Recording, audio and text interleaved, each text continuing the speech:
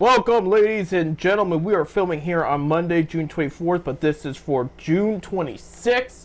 It is Wednesday night, 7:30 p.m., and you know what that means. It's time for 10 Cent Beer Night, the official sports show of FifthDimensionRadio.com, every Wednesday night, 7:30 to 8:30 p.m. Eastern Time. I'm Seth. I'm Bob. And, this week is the NBA Draft. We, training camp is around the corner. But, first things first, we got to talk about what's going on in the Diamond. And right now in Guardians land, things are going pretty well. 23 games above 500. 5-game win streak. As of now, some things might have changed by the time you listen to this. But they just came off of winning both series this past week. They won the series against Seattle, which was big because Seattle's the top team in the AL West right now. And so they took best 2 out of 3 there. They lost game 1, but won games 2 and 3, and got revenge on the Blue Jays. Blue Jays won their series against them in Toronto. They come to Cleveland. Cleveland sweeps them, and that's how you get your 5-game series there. Steven Kwan and Josh Naylor, 2 of the top fantasy hitters of this past week. I mean, and this has been an actually impressive year for these guys. And to throw Jose Ramirez there, you're talking about potentially 4 or 5 All-Stars for this Cleveland team if everything stays still.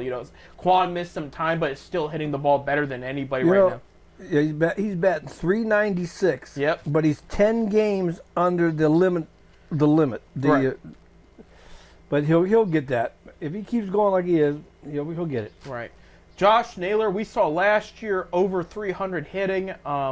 One of the top RBI and runs guys, that was last year. Dipped in average this year, about 239 he's at, but he's 19 home runs. And I told you, Bob, he had that power, and we just didn't he hit number 20 yesterday? He may have hit number 20 He hit yesterday, 20. yeah. I think it was 20 now.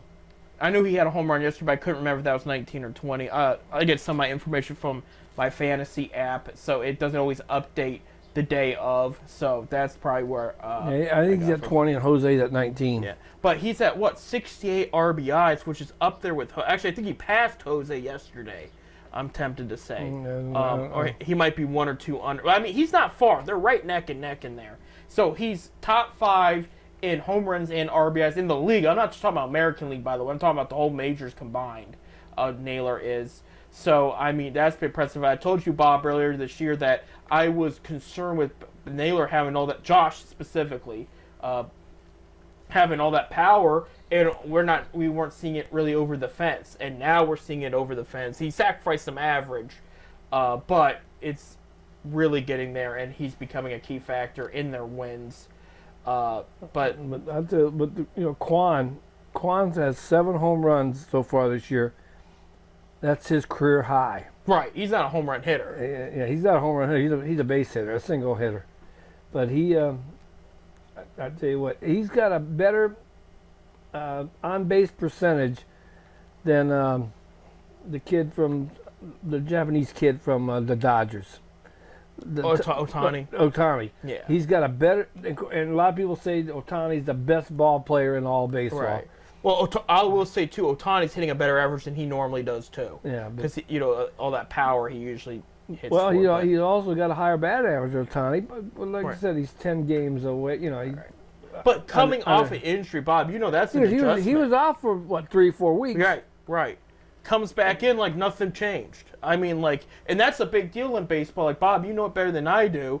You haven't been face-to-face with those pitchers in a while. It takes you a little bit to get back into the swing of things, but he was back on it like he didn't miss any time. It's worse for pitchers. But. I mean, we're doing great. We can just go 500 the rest of the year. We're going to be close to 90 wins. Right. If we just like I said, 500 the rest of the year. To get us there, though, we have to go find a starting pitcher. We have a couple starting pitchers that are struggling right now. Right. McKenzie, he went 3 innings yesterday. Of course, the rain delay caused it. He leads the major leagues now in giving up home runs with the 2 he gave up yesterday. Right. So McKenzie just, we're going to have to go get another pitcher, and we might have to give up something for it, but we're going to have another pitcher if we want to make that run. Right. Lively's overall been pretty solid of late. Lively's been tough. Yeah. He's been doing thing. Logan Allen's been doing okay. Yeah. Bybee had his career high in strikeouts this past week against the Mariners. He had 12. And even the last 2 outings, Carrasco has done a great job. Right, I was going to bring that up too. Yeah, Carrasco of late has been all right. You know, it's been overall pretty solid there. I think the question now comes is about the rest of the hitting too, because bullpen's doing pretty solid. You don't have to worry about them as much. Cost they didn't have to come out. Think about the hitting. It seemed like when the top 4 are down, the bottom 4 picks it up. Right. You know what I'm saying? And vice versa. And vice versa. Right. You know, if all of them would go together at the same cylinder, they'd hammer somebody. Right, exactly. Will Brennan's shown a little bit of power, but it's still inconsistent.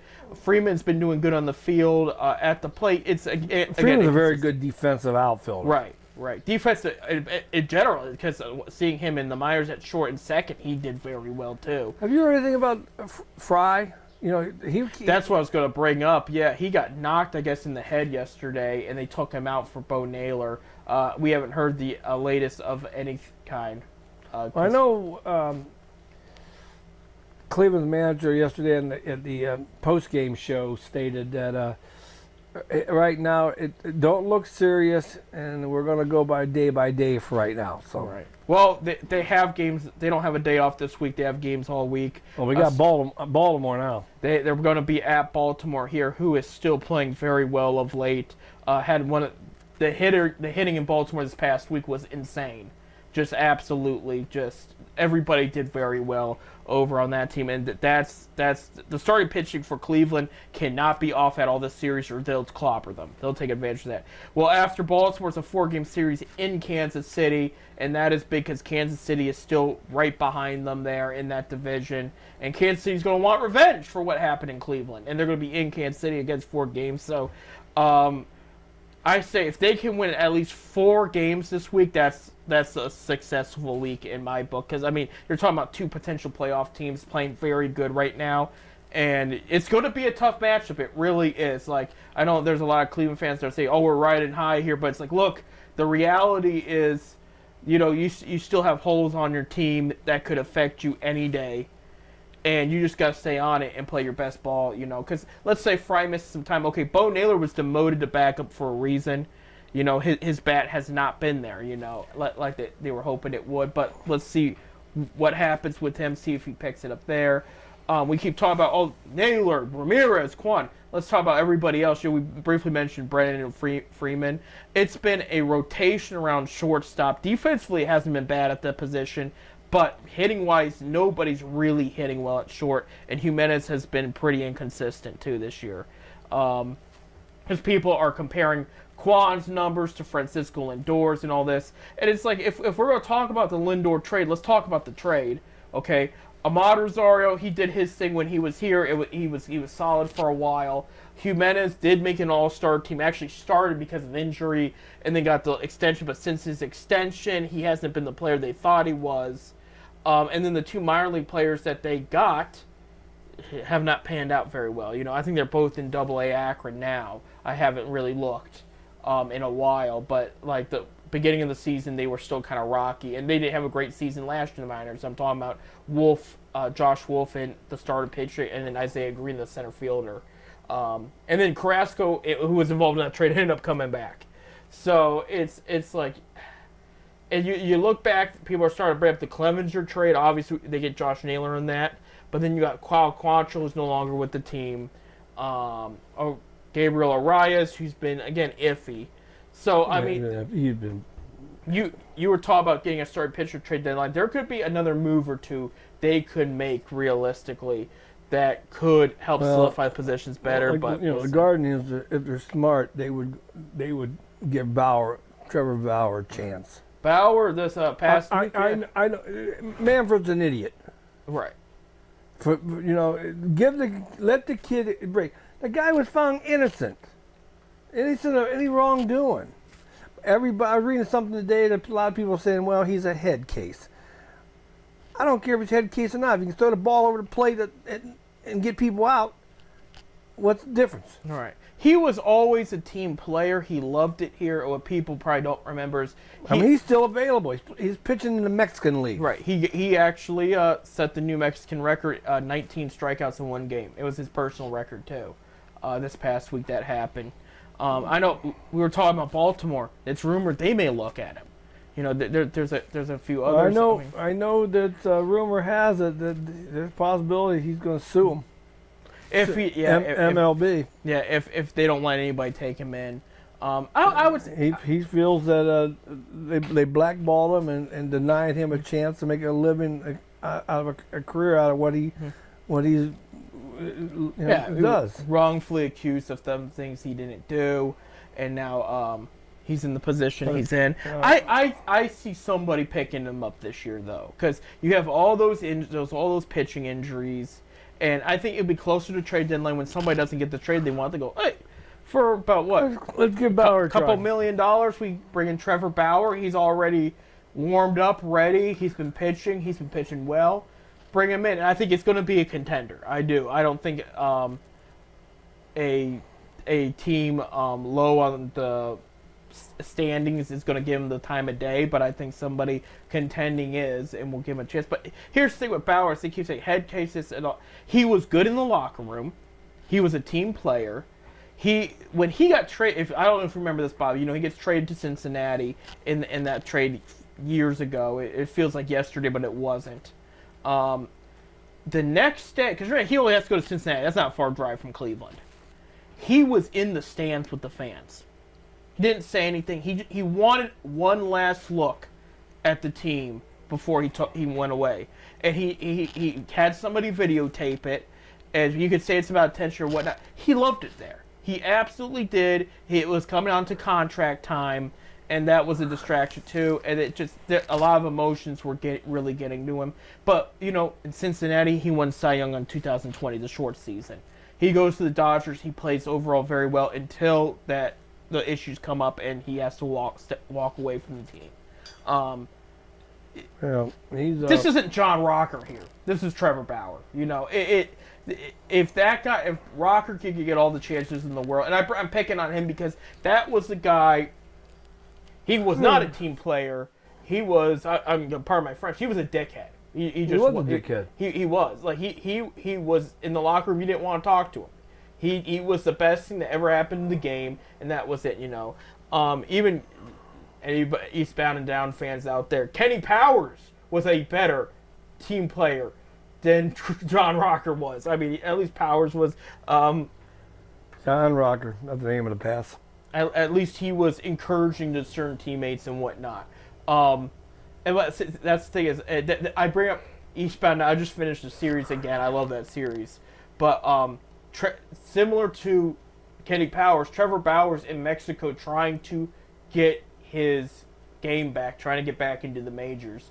And so I would like to see him do it. And in the show, it's Texas that picks him up. Maybe the Rangers too. I mean, they did get Scherzer back. He played very well yesterday. But, you know, they want to contend, protect that title, and they've been playing inconsistent. It's not been the worst baseball. But maybe getting another good start pitcher there will work. We'll figure it out, but right now, guards are sitting nicely, but they got a really tough road ahead of them. What was rated the 7th toughest schedule left in the majors right now.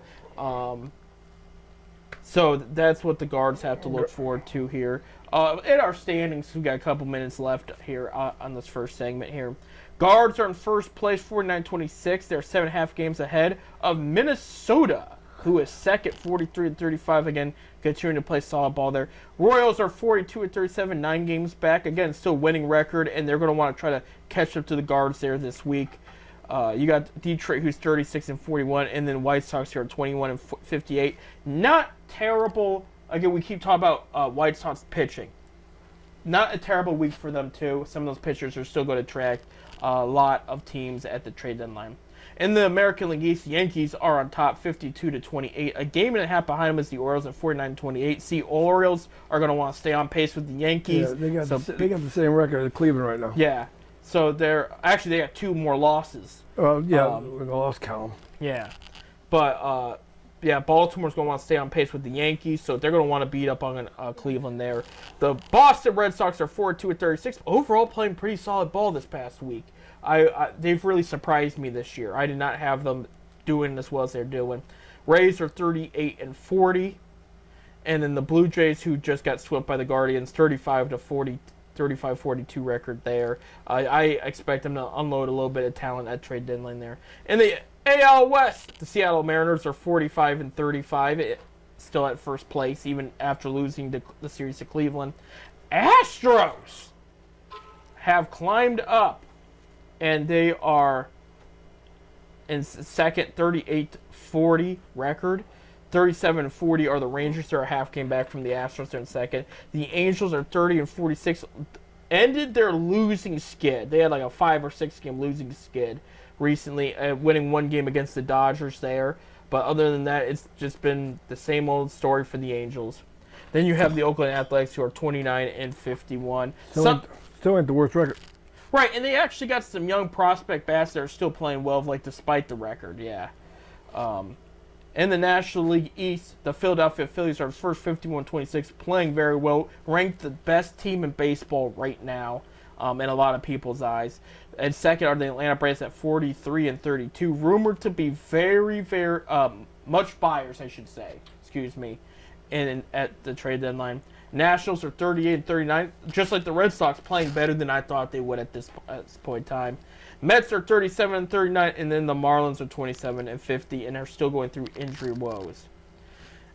In the NL Central, the Milwaukee Brewers still in first place, 45-33, playing some good ball. In second place, over 500, 39-37, the St. Louis Cardinals, starting to play much better there. In third are the Pittsburgh Pirates at 37-40. Paul Skeens, their starting pitcher rookie, the top pitching prospect in the league, has still not missed a beat. He has been pitching lights out. He had his longest outing yet of his career yesterday, pitching 7 innings against the Rays. I think the Pirates did not win that game, but he did not earn the loss either. The bullpen kind of blew that one, but he was dominant. Chicago Cubs in fourth at 37-41. Bob, the Reds are going from 5th place to 2nd place, back down to 5th place, 36-41, and they haven't been playing bad of late either, but it's all about wins and losses. How many games are they behind? 8.5 from first, 3.5 from second. So 1 week could change it up again. In the National League West, the LA Dodgers 48-31.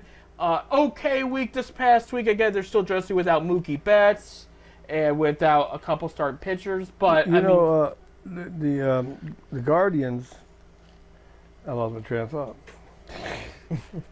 When you bring it up again, let us know there. But it's rough getting old. Right. But LA Dodgers sitting pretty there. In second are the San Diego Padres at 41 apiece, 8.5 games back there. Arizona Diamondbacks 38 and 49.5 games back.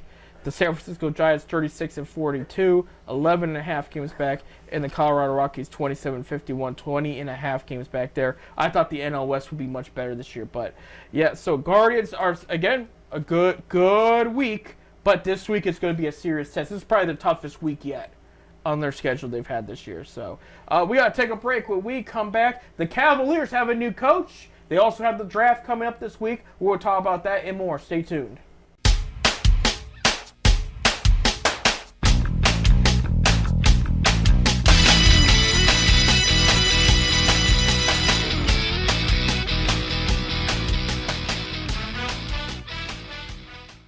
Welcome back here to 10 Cent Beer Night here on this beautiful day in Cuyahoga Falls, Ohio. The weather is absolutely gorgeous. Just good temperature, warm, but not too hot. I know we had a lot of heat last week, and it's looking like, I know people don't come here for the weather, but for baseball purposes, I bring it up. Look at like some rain this week.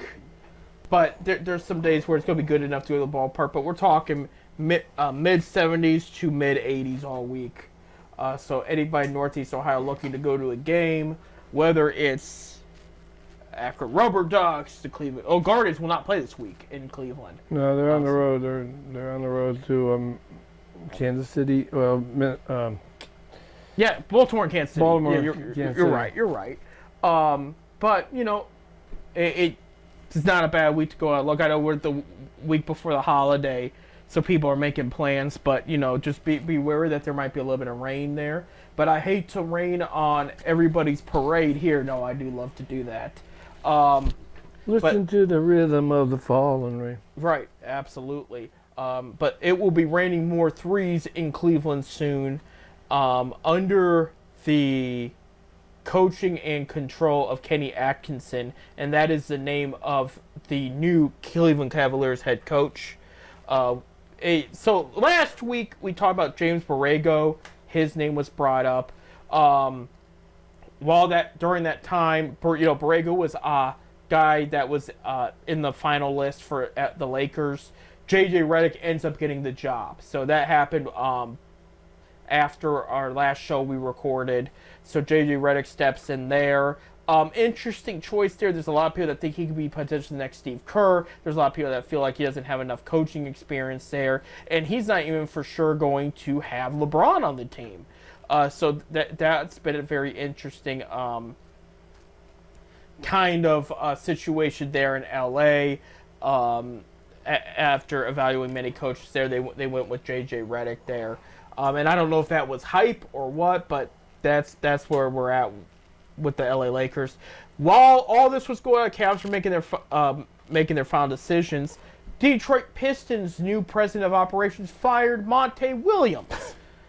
So, and by the way, Monty Williams still getting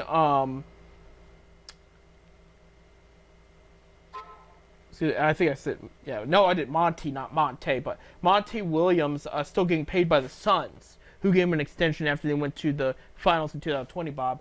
Do you know what he's going to make the next 5 years, not coaching let's say he doesn't get another coaching job. 20 million? Oh, you're off. $95 million. To coach? He had the richest deal with the Pistons in coach history, yeah. The Pistons signed him to the most luxurious deal in coaching history. Fire him after 1 year. And I see both sides to this, okay? First of all, I think Monty is a good coach. Why the Cavs didn't bring him in, maybe because of everything that went down the past couple years, maybe.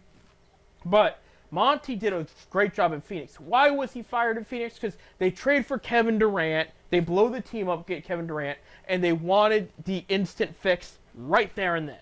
But you screwed up the whole chemistry near trade deadline, so that made things hard. They get defeated in the first round.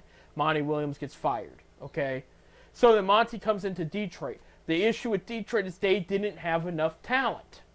They had some guys, Cade Cunningham, Jalen Duren, to name a couple guys. Literally, I tried to just name two other best three players. The rest, there just wasn't enough. You know what? So I don't know. My mind's wandering right now. Yeah, but it just you think they would give him another year? They have the 5th overall pick. They have some cap room. I'm just glad they got a coach before the draft. Yeah, the Cavs are talking about Kenny. Yeah. Because it. Yeah. Now, so to let me Who is the new coach? Kenny Atkinson. Atkinson, yeah. Yeah.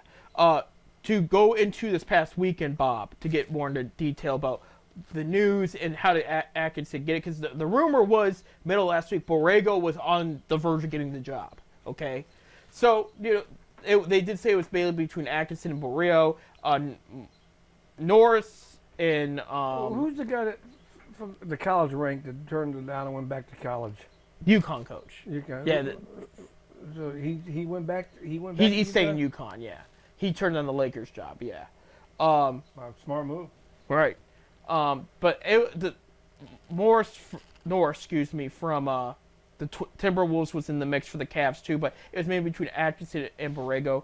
It came down last night. Information came in that Dan Gilbert, he's a Michigan State alum. Okay, he's got a good relationship with Tom Izzo. He wanted Izzo to coach the Cavs years ago, before LeBron left, if you can remember that. Izzo turned it down to stay in the college ranks, similar to the UConn coach. I would stay in the college right. ranks. But he talked to Izzo about who they were talking to, and Izzo told him he was a big fan of Kenny Atkinson. He really, really was sold on him, and that may have helped solidify the decision. And this morning, Monday morning, the Cavs decided to make it official, announce Kenny Atkinson would be the coach. So some things you need to know about Kenny here, Coach Atkinson, we should say. The guy, I don't think he played in the NBA. No, he never played in the NBA. He played for Richmond in college, and he was pretty solid there. He was a point guard. Okay. They don't say if he was drafted or just. No, he went undrafted in '90. So yeah, he's 57 years old. But this is the coaching experience he's had. I briefly brought up last week about him in the Nets and whatnot, and I'll tell you, I'll go back to the sec. But he's been under many good head coaches in his assistant coach career.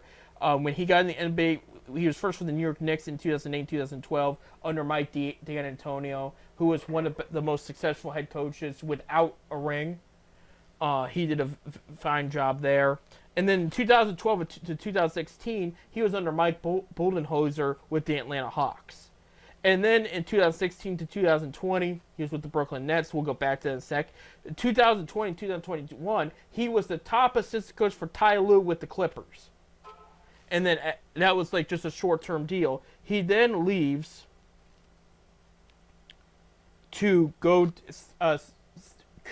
Steve Kerr offered him the job as top assistant for the Warriors, and he leaves to go there. And he did get a ring with the Warriors when they won the 2022 championship there. So those are the only NBA coaches he's worked with, and I mean that's a good list. Just those four. There's no failure there. There's a lot of success between those four coaches in those four eras with those teams. But so this guy has been underneath some good head coaches in his time. He's learned a lot. Now let's talk about that Nets run, okay? So I mean I knew about the records. I knew he did well in overall Brooklyn. It ended injury-ridden season, a lot of unnecessary drama, and he quit mid-season. I mean, it was one of those. The Nets are the Nets. The Nets is an embarrassing franchise in the NBA. They are. And just they don't have things together to the point the coach walks away and just says, forget it. And Steve Nash did the same thing after him, you know. So I pulled up an interview, because I did this when Kevin Stefanski joined the Browns. I didn't know much here, so I was like, I'm going to pull up some video, past interviews with him, what players have said about him, just to get a feel, okay? So I pull up this great clip from Yes Network. You know, they do the Yankees. They also do the Nets. And this was an interview back in about early 2020 before the pandemic happened, or it was late 2019, but it was around that time, okay, that season. They're interviewing Caris LeVert and Jared Allen, who both were still with the Nets at the time, who are now with the Cleveland Cavaliers. And Caris, I quote, has said, I love Kenny. I love how hard he works. I love how he works with us. Because, you know, and they're talking about him just pushing to get the best out of everybody. They said he will get on your case and then back off and tell you how much he loves you. That's just the way he is. He doesn't. He won't put you down, but he will be brutally honest with you. He will be upfront, but he wants to let you know all he wants you to do is succeed. You know, the Cavs are in a unique position because they are with win now. They are also, you know, there's players that need development. You know, some more, but they don't want a rebuild. They're looking to win now. Atkinson is the good mix between the two of them. You know, he was a point guard, so he knows how to work with the guards. He's also very knowledgeable with big men. He got a lot of credit for developing big men on the defensive and offensive side of the ball. That's how Jared Allen got his start, his best foot forward, because he worked with Allen. One of the big reasons, the ESPN reported this when they hired him, was because they felt Mobley needed to get pushed more in his not potential is not the word, but his production. They felt he was a little bit behind, and a lot of fans felt that way, and they said this is the guy that's going to do it. Talking about Mobley? Evan Mobley. I don't. I partially agree. I mean, in the playoffs he stepped up and looked good. Defensively, he's very good. But offensively, the guy, it's almost like he's too scared to go up sometimes. And he's 7 feet, you know. Yeah, I don't know. You know, so, but I think he's a good ball player. No, he is. He's great. And they're going to give him an extension this summer. Within weeks, we'll know more about it. But they're going to get Atkinson's job is going to be to help push them. At the same time, Atkinson hates losing. That's what he was known for. It was win at all costs. Whatever you got to do to win, you find a way to win. So this wasn't a guy that was patient, develop, like, hey, guys, we're just rebuilding, just relax. No, this is a guy, win now. And that was his attitude, because the season they're talking about was when Kyrie Irving, Kevin Durant, and DeAndre Jordan came in. So they were done rebuilding. The previous seasons with the Nets, they were rebuilding, but his attitude still was, our job is to win. We got to find a way to win at all costs.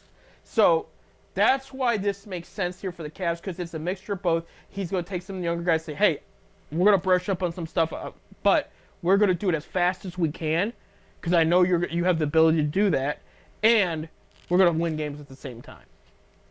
So that's the attitude there. But he got high praise from Caris LeVert and Jared Allen there. There was even parts of that interview where Kyrie Irving was going on about how much he liked working with him and whatnot.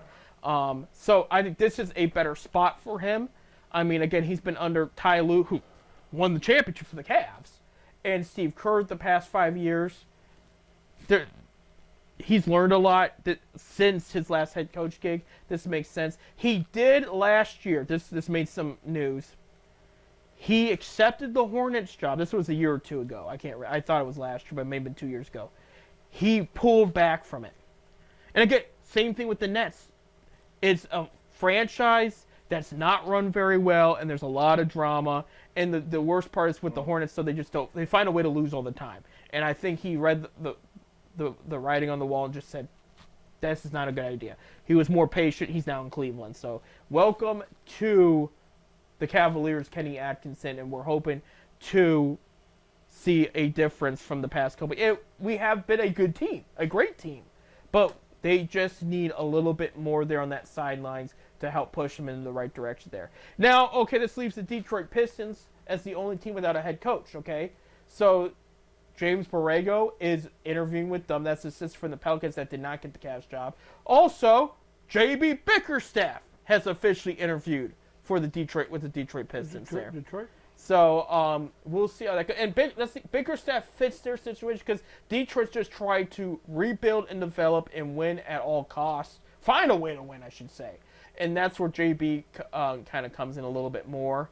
Because this Detroit team, believe it or not, there's some good talent there, and they do have the 5th overall pick in the draft. Despite the horrible season, they only got the 5th overall pick.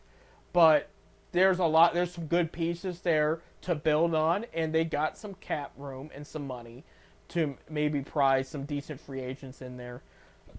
But we'll see. We'll see what happens though. But yeah, we're just tipping off here on what is going to be a crazy NBA offseason. This will be the last time LeBron James is a free agent, and he'll negotiate with teams.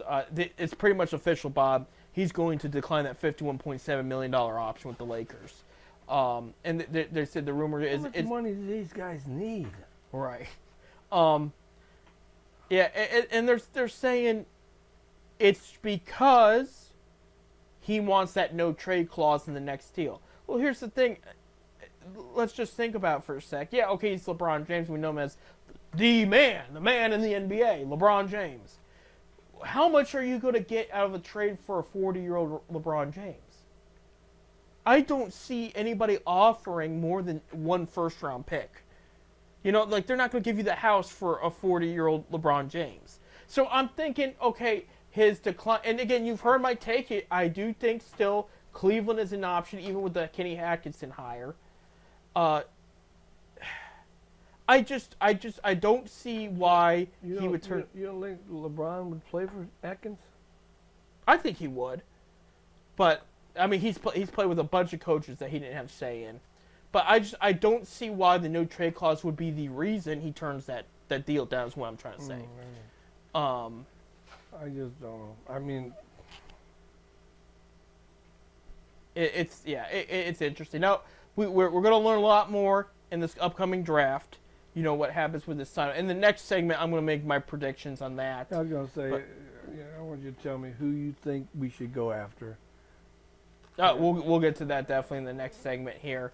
But just I'm looking at free agency in general because there's been some trades already. Josh Giddey, a young prospect from the Thunder, gets traded to the Bulls for Alex Caruso. Found that interesting because Giddey was originally a centerpiece in that young core for the Thunder, already traded. And the Bulls usually have bad judgment on some of that. And there were some things about Giddey and some underage girls, and they found no proof of it.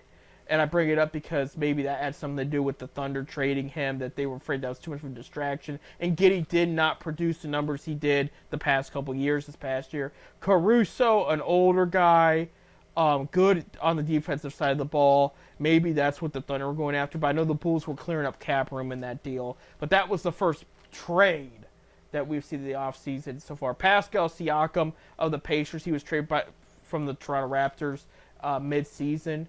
He signed the max extension with the Pacers, so he's going to be there. This morning it's come out Toronto Raptors are expected to give Scotty Barnes the rookie max extension where he could make up to $290-some million within 5-6 years. Go figure there. So. Go figure. Yep. So all this money coming from. I know. The interesting part is Barnes has been very productive. He's been a great player for them. That was a great pick by the Raptors. The issue is Raptors might give him the money because it's going to be a while since the Raptors will be relevant again, 1. 2, he was picked right after Mobley. So is Mobley going to say, hey, he got that money, why can't I? Now, the numbers are different, though. Barnes has put up a little bit better numbers, but he was healthier, too. Mobley, he's a double-double guy. He's all about he's a big man all over the boards, all about trying to get 20 points and 10-plus rebounds a game, So we'll see. I mean, I think they're going to do it right. But they want to make sure Mitchell's extended, and then they'll get on to Mobley. But that's where we're at right now. We got to take a break. When we come, we're talking the draft. We will tell you who the Cavs could potentially pick in. We'll talk about Cleveland native Bronny James. Is he getting drafted or not? We'll talk about that and more coming up.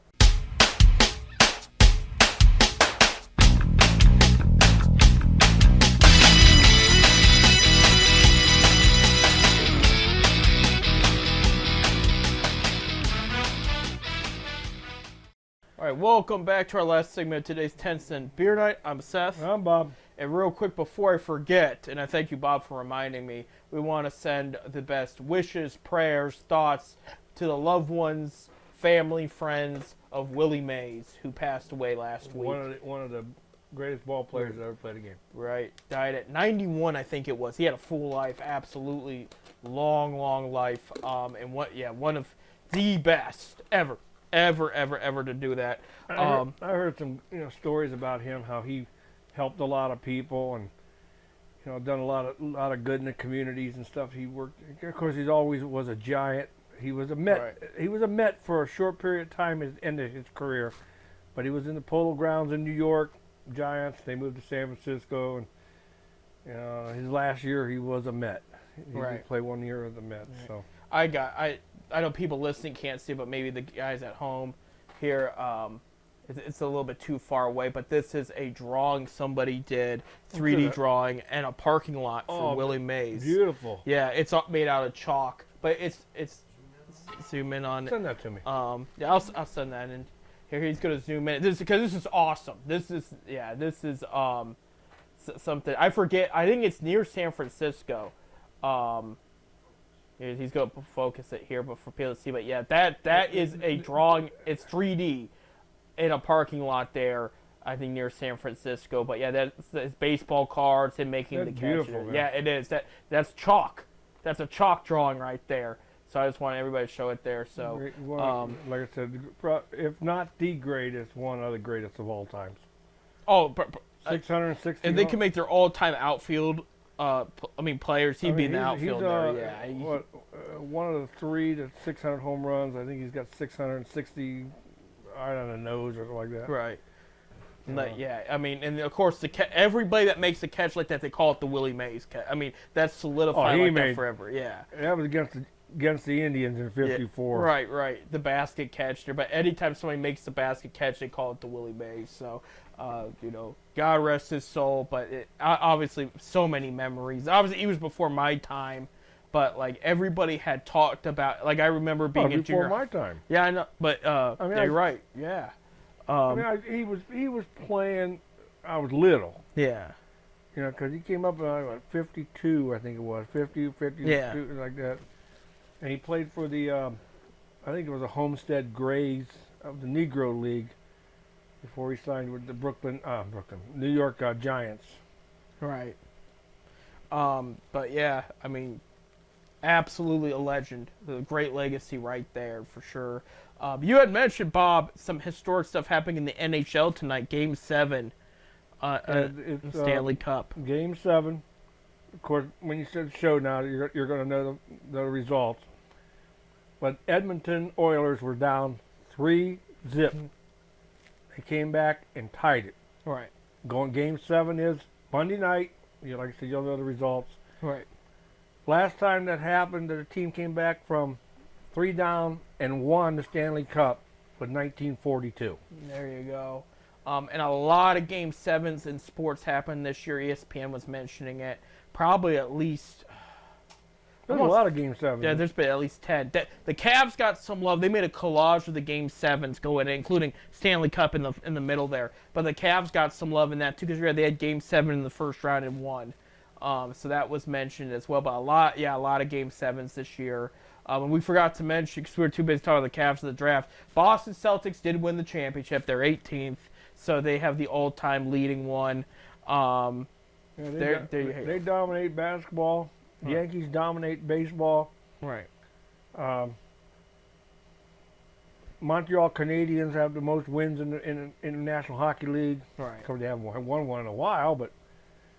I wonder who dominates the MLS, technically, because there's been so much moving around and whatnot. Mm-hmm. And Columbus has got 3 championships, so they're up there. I mean, cause, next show we'll mention it. We'll mention it. Yeah, we'll mention it there. So, because we do have to briefly talk about this NBA draft here. NBA draft, I think it's Thursday night, but somebody told me Thursday night, the same night at the debate. Right. The first debate's already this week. This week? That's crazy. Yeah, I honestly did not know that. Mm-hmm. But so Thursday night, more people probably gonna watch the draft than the debate. I think people are gonna watch the debate to see if how our president does. Yeah. We gotta go back to sports now before this gets too no late. Politics there. But no politics there. But yeah, so Thursday night there, Hawks have the number 1 overall pick. That they this is the team with the lowest chances to have the number 1 overall pick, I think, since the Bulls won and got Derrick Rose. They're expected, it's not for sure, to pick Zachary Rissacher out of France, which would be the second straight year the first overall pick is somebody from France, because Victor Wembanyama was. There's a lot of Europeans in this draft, especially the top 10. The top 10 is supposed to, because you have Rissacher, who is supposed to be the first overall, a small forward, good shooting range, good size. Another one, Alexandre Sarr out of France. He's been compared to Evan Mobley and Chet Holmgren. So lanky, tall guy with good underneath the basket skill there. You got, let me see, because there's a couple others. There's a couple of G League United. Another guy out of France that's expected to be in that top 10, Tidjane Salaün. So he's got some good outside shooting, some good defense, but he's a forward there. Let me see. Serbia point guard Nikolai Topic. I've heard his name get brought up a lot. He could be a top 15 pick there. Yeah, I mean there's a good amount of Europe, especially. They think that most of this top 10 could potentially be that. And we don't know because the basketball draft, it's weird. Like you have a good idea who the first 3-4 picks are, and then it's random after that. You don't like you could. It's not like the NFL where it's like, okay, this need is big. They're definitely going to go here, and and a lot of people are right. In basketball, it could go anyway, you know. And we'll get to the Cavs in a sec here because, excuse me, their pick could go anyway too. But a couple well-known American names also in the mix there. UConn center Donovan Clingan has been brought up. UConn shooting guard Stephen Castle has been brought up. Reed Shepherd out of Kentucky, a shooting guard there. Cody Williams, I've heard his name brought up a lot, small forward out of Colorado. You got G League Unite's Mates Buzelis. He's from Europe, but he played for G League Unite, so he's a small forward, power forward, about 6'10". So he's got some good height on him. A shooting guard from Providence, Devin Carter, has been named. Jacoby Walter has been named for Baylor. Those are just some of the names there, but it's expected to be the second straight year somebody from France is pick number 1. And some people might say, well, these Europe players, I mean, is it a good pick? Europe players are getting better. A lot better. Yeah, the scouting in the NBA has been better. You know, Cavs hold the 20th pick, for example. So they've been doing a whole thing on the 20th pick, history on the 20th pick, which actually has some solid history if you break it down. One of them is when the Cavs picked Zydrunas Ilgauskas with the 20th pick, you know, out of Lithuania there. The thing the Cavs won't want to talk about is that was their second first-round pick. They had the 8th overall pick, and they picked a guy out of Romania that didn't pan out at all. He was just as good as Anthony Bennett was. He just didn't show up. It was not a good pick. Then Kobe Bryant gets picked the next pick, you know. The 90s Cavs, there's some bad drafts right there. And then you look at some other Europe players. Who was the general manager then? Oh, was Wayne Embry? Maybe. That was when I was a kid. Yeah, so I was. I think Avery. I was entering first grade when Zydrunas got drafted. So yeah, I mean, well, you're a kid. Yeah, I was a kid. Yeah, when that happened. Because I grew up with Z being the center. And then Caris LeVert of the Cavaliers, he was picked 20th by the Nets. So there's some quality that picks there at 20th overall. But yeah, go back to Europe. You know, Andrew Bogut, who had a solid career for the record. He was the first overall pick, very hyped up pick for the Milwaukee Bucks. He didn't like develop into a great first overall pick. He was just a good player, but he wasn't worth first overall pick. So we've had some Europe players in the NBA get drafted in duds, you know. Not calling Bogut a dud, but some other ones at duds. And now it's gotten better. You know, you have Luka Doncic. You have Nikolai Jokic, who was a second-round pick. You know, Doncic was a third overall pick. Nikolai was a second-round pick there. I'm making sure I have my vocab right here. Now, is the draft like a 2-day event, 3-day event? No, it's one night. One yeah, night? It's just 2 rounds. Yeah, so I will know if Ariki gets picked. Yes, you will know the night of the draft there. We're going to get to that in a sec. The Cavaliers had 20th pick, so who could they potentially look to get here? One name I really like, but he might get picked before he falls to Cleveland. Zach Edey out of Purdue, the center. Well, yeah. He was a senior, again, compared to Yao Ming and whatnot, but they said there is a chance, because with this guy, they're not sure. There's a lot of potential there, but they're also, because he had a good college career. Right. And I mean, a full one. He was a senior at Purdue. He didn't leave early. So that's the other thing they're watching for. It's like, why didn't he leave early? Was he just, was it developmental reasons? Was he really that good? Or is he just good size, But that's one guy. He's a big kid. Right. And one guy to look out for. Khalil Ware out of Indiana, another 7-footer. Because with the Cavs, is it just big men? It could be a center. It could be a productive 3-and-D player that can play shooting guard and small forward. Or it could be another backup point guard. They could use any of those positions with this pick, if you don't know now, you know. But these are names, by the way, I'm bringing up that Cleveland has looked into. Okay, let me put Isaiah Kohler's another guy, point guard out of USC. Some people compare him. Some have compared Darren Williams, and Darren Williams' prime was very good. Another guy I like, he's Kevin Love of Keith Van Horn type, Kyle Fliplowski out of Duke, power forward, 7-footer stretch 4. Like, he's got great shooting for a 7-footer. Like I said, Kevin Love type player. And he can play well under the basket. That's another guy, and he could realistically very well be there with that pick. Because some are saying he might go higher, but some are saying, he didn't have the season they thought he was going to have. Because the year before, he was predicted to be a top 10 pick if he came into the draft. And he stays at Duke another year. His stock kind of dropped a bit. And I would say this is, on paper, a deeper draft there. Jalen Tyson out of California, small forward there. So those are just some names. With the Cavs, you never know. Like, prime example is we had an idea they were looking at Darius Garland. Okay, they had no idea Evan Mobley was going to fall to them with that third overall pick. We didn't know about Isaac Okoro till day of the draft that came up. Hey, they're really selling this Okoro kid. And then I'm trying to think who was the other draft prospect we got. Colin Sexton. I mean, we're going way a few years, 6 years back, but he's with the Jazz. Jazz now. Yeah, the rumors are Lakers might try to trade for him, so we'll see. But that was one guy they knew they were interested right off the bat. They showed their hand on that pick. But yeah, Bob, I think the two biggest questions in Northeast Ohio right now: Enrique Freeman, Bronny James. Well. Here's the question for you, Bob. Is Enrique Freeman getting drafted? I think he's getting drafted. He had a hell of an NBA Columbine. Right. And the kid, this is a kid that came to Akron U as became a walk-on. Right. No scholarship, no nothing at the start. I mean, of course, he got a scholarship to finish out his career there. But he broke a lot of records at Akron U. I mean, everybody's saying, well, he's the mid-major school. The kid could play against anybody, and he showed that when he played the Bradleys and stuff like that, when he scored 20-some points and had 15 rebounds against Bradley, right, which is a top D1 school. Right.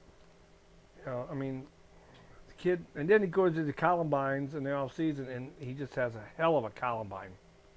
I think at one game he had 16 points, 10 rebounds. He had a lot of double-doubles this year. A lot of double-doubles. He led the NCAA. Yeah, at one time he led. Well, I think he led he led the entire NCAA in rebounds. Right.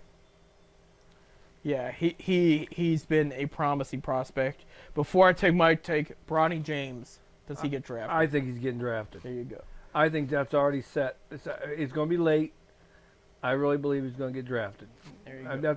That's my opinion. Bronny James' agent, the same good friend of his dad's, of course, said the Lakers and Suns tried him out. Nobody else had asked for a tryout. He did say Bronny's not going to sign a two-way deal, which means he can be sent to G League. They don't feel that's a fit for him. I mean, he's already committed to Duquesne. His brother. His brother is, yeah. I don't think his brother committed. He was offered. Yeah, no. So who was it?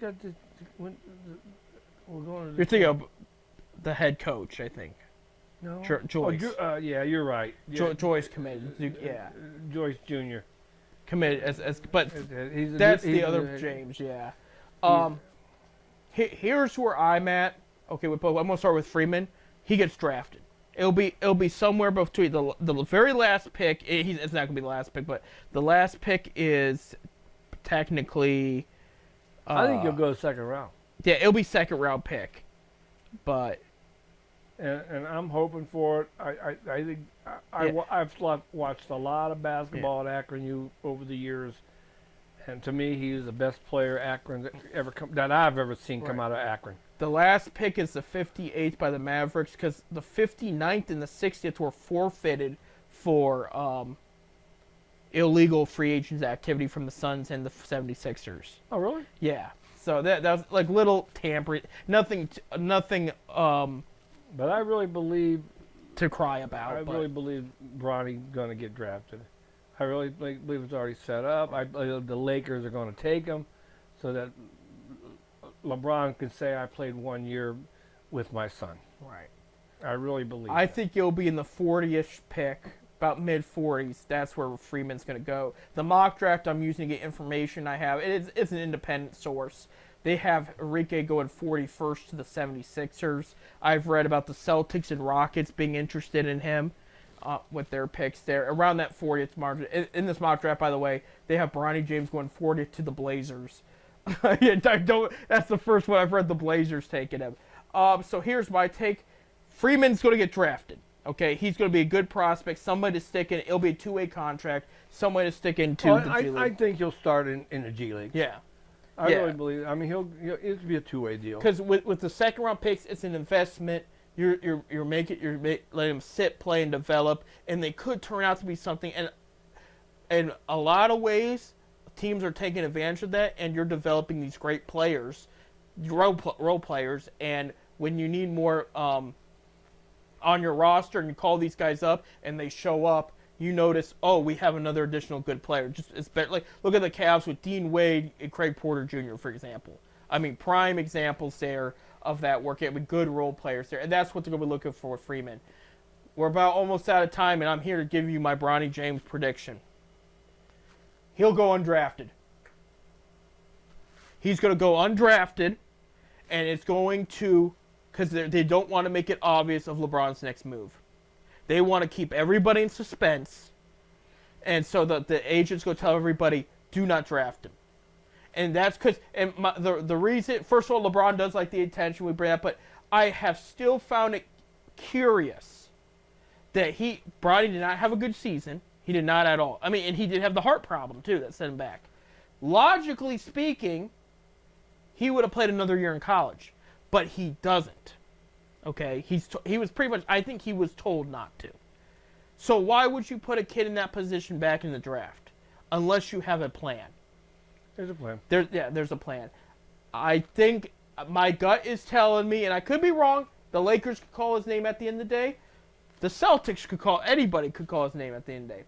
I think he goes undrafted, and it keeps people in suspense for another, because free agency starts the following week.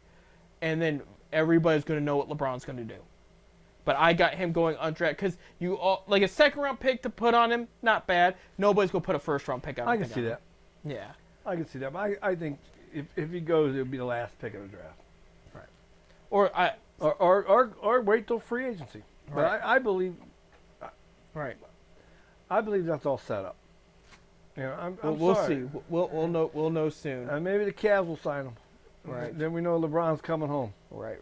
Hey, we will have a show next week because it would be put on July 30th. 30th. June 30th. July 3rd. July 3rd. Yeah. July 3rd, the day before the holiday. We were debating it, and we're like, we'll do one because we do want to talk about the guards this past week. We want to talk about the Cavs free agency potential moves and the draft and what happened. There's going to be a lot to talk about next week. So because it's before the holiday, we are going to have a show next week. So tune in next week. We will talk about all that and more here on 10 Cent Beer Night. Next Wednesday, 7:30 to 8:30 p.m. Eastern Time here on FifthDimensionRadio.com. I'm Seth. I'm Bob. Bob. And don't forget, you can see us on YouTube, too. And you can see it on YouTube. And for draft night, go Cavs.